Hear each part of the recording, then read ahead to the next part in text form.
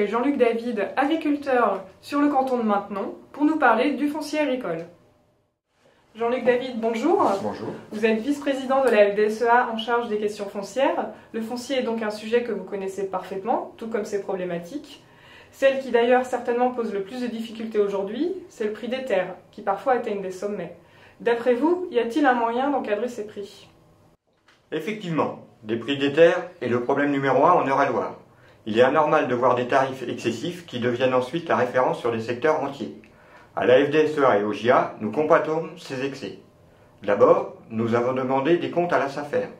Pourquoi une telle différence entre la valeur vénale publiée chaque année et les prix pratiqués sur le terrain? La SAFER doit faire son travail, c'est-à-dire intervenir lorsque les prix pratiqués sont manifestement trop élevés. Nous pensons qu'elle ne le fait pas assez souvent. Ensuite, les prix sont issus du calcul moyen de la pression foncière locale, et parfois les collectivités amplifient le phénomène lorsqu'elles achètent du foncier.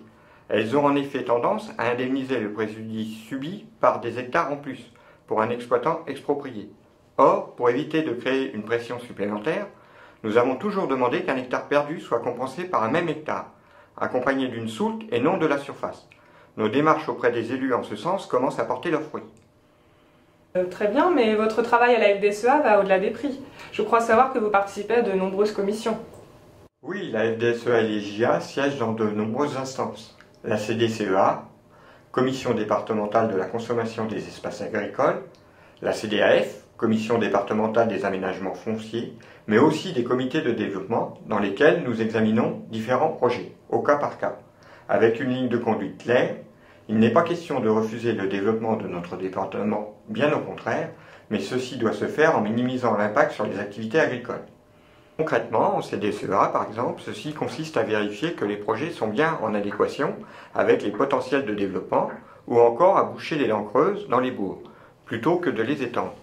Il nous est arrivé plusieurs fois de donner des avis défavorables à des projets ou d'en demander la modification.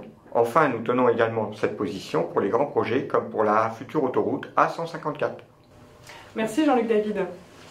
Alors, vous l'aurez compris, la FDSEA et les JA s'investissent au quotidien pour préserver les terres agricoles en Eure-et-Loire.